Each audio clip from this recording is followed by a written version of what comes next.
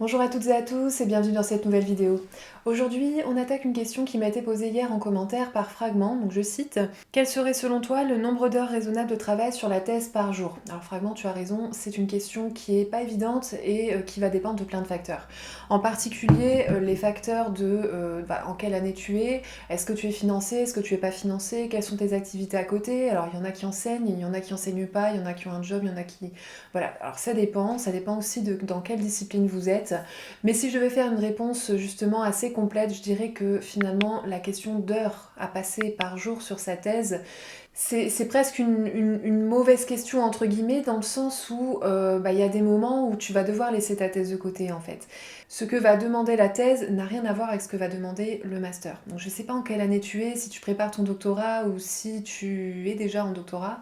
Peut-être que tu as déjà compris que en thèse ça allait être un peu différent et que en fait il faut savoir laisser la thèse de côté parfois pendant un mois voire plus, parce qu'on est sur autre chose ou parce qu'on doit monter en compétence sur par exemple des logiciels, parce qu'il faut qu'on récolte des données dans un premier temps, parce que on va avoir des heures de cours qui vont être attribuées et que dans la première année il faut construire ses cours et que la priorité c'est ça.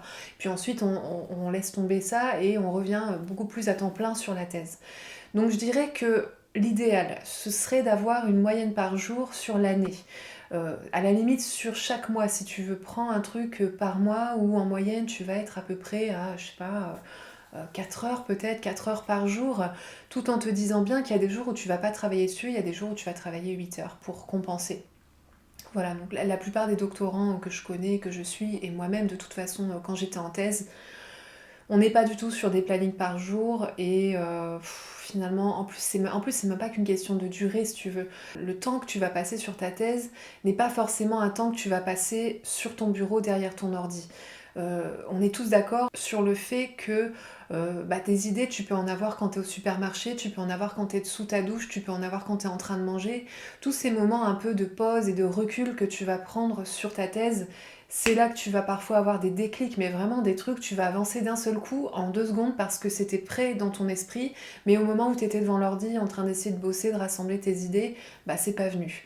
Donc voilà, je dirais que en doctorat, faut comprendre que tu sois bosseuse et que tu aies envie d'avoir un planning strict avec des horaires de travail, etc. Ça se comprend. Et je pense qu'il y a plein de doctorants qui arrivent à bosser comme ça. Et franchement, tant mieux.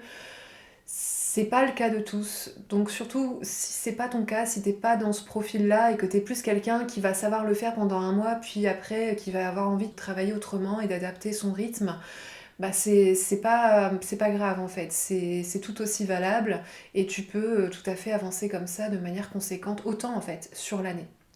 Prenez des temps de recul, prenez des temps de pause, prenez des temps où vous allez vous aérer l'esprit dans la journée. Si vous êtes en phase de rédaction et que vous voulez vraiment avancer parce que vous avez une deadline, là c'est pareil en fait. Il faut essayer de décomposer en petits temps et dans les journées de prendre des pauses pour justement permettre à votre esprit de laisser reposer, même si c'est quelques minutes, de laisser redescendre les choses et revenir sur le travail par la suite.